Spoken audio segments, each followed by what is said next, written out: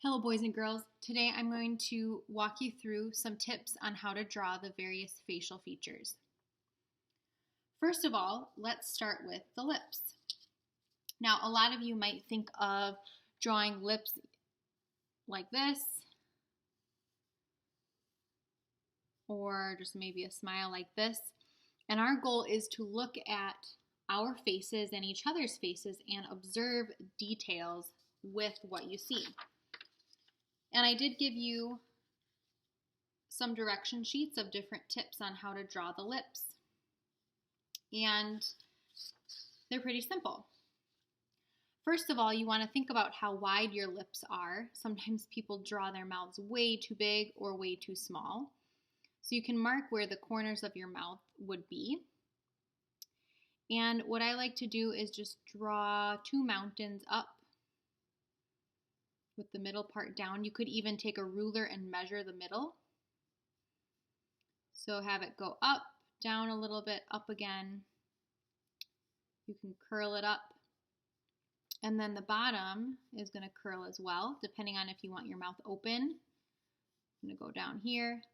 And my upper lip shouldn't just be straight across. It should kind of copy this curve here. So I'm going to go up a little bit, down in the middle, and up again.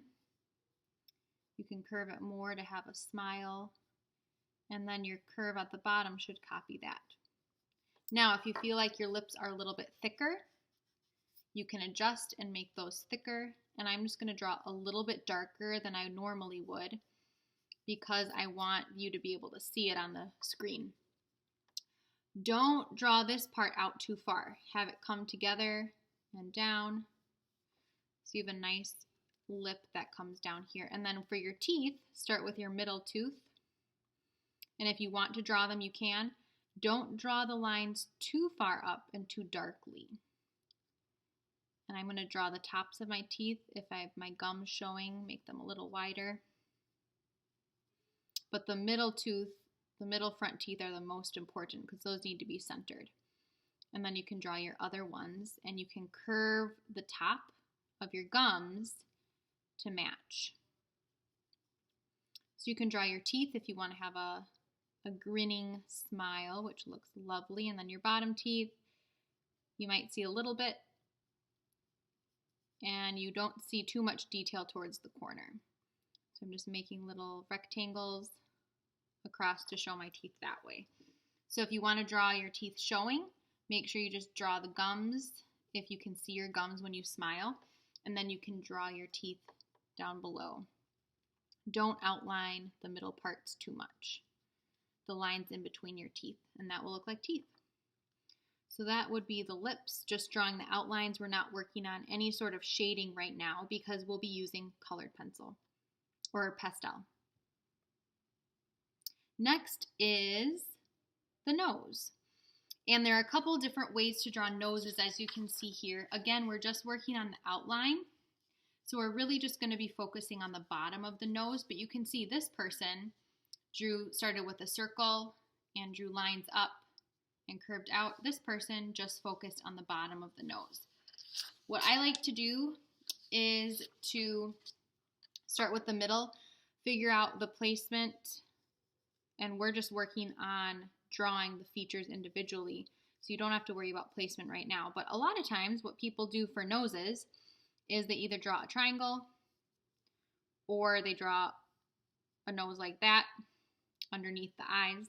And we're going to add a little bit more detail than that. So for the nose, if you want to draw a little circle where the bottom of your nose would be, how I draw a circle without a compass is I move my pencil in a circle over and over and over again, and then I slowly lower it to the table or to the paper. So there's my circle. And then what you want to do is up a little bit on the circle. You can draw two little sad faces curving down. And then you can draw parentheses around there to be your nostrils, making sure they're symmetrical, and then you can erase the middle part. So here we have our nostrils. That would be the inside, and the tip of the nose as well. And then the bridge of the nose would go up.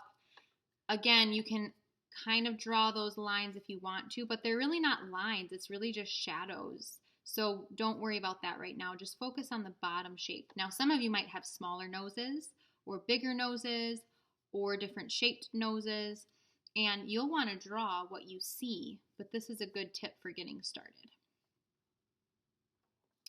Next are the eyes. You have 2 eyes, and that is very challenging because the goal is to make them symmetrical. But right now we're just going to focus on 1 eye. So what we can do here is draw your eye shape, which we've talked last year. Maybe you looked at self-portraits. It's sort of like an oval shape. One thing that's easier to do is if you draw a diamond, you can make sure those edges are in line and it's symmetrical. It's easier to make sure that your diamond looks symmetrical if you were to fold it in half than trying to draw an eye shape. So what I do is I start with a diamond shape really lightly, and then I add the curve for my eyelid. And then, so there's the top of my eyelid. Here's the bottom of my eyelid. I'm going to make my eyelid a little bit thicker or bigger. Some of you might be able to see your eyelid very well. Some of you might not be able to see it at all. I have a little tear duct in here, and you'll notice that too if you really examine, and I'm going to curve this up a little bit and curve it down. So starting with a diamond shape, you can draw 2 diamonds on your eyes for where they should go, and then you can make them more curvy, and that will help you make them look even. Think about a circle being right in the middle, touching the bottom and overlapping the eyelid. That is going to be your iris, and that should be a perfect circle. You could use a compass if you wanted, but don't draw the top, or you can erase it, and then you'll draw a circle inside. That is your pupil. Now, if you have really dark eyes, you can shade in your iris darker. That's the muscle, and it's colored.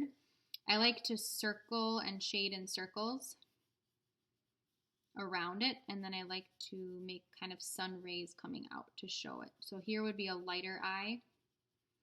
If you have darker eyes, you would shade it a lot darker.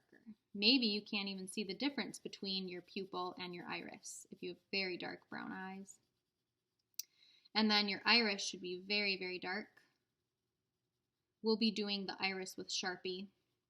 And don't forget to leave a little highlight there. That makes you look alive. Again, if you have lighter eyes, you can always erase it to look lighter blue. And then your eyelashes, make sure you curve outward to the outside corner of your eye. You don't want SpongeBob eyelashes that stick straight up. And then don't draw too many eyelashes on the bottom, but you can add a little bit if you'd like.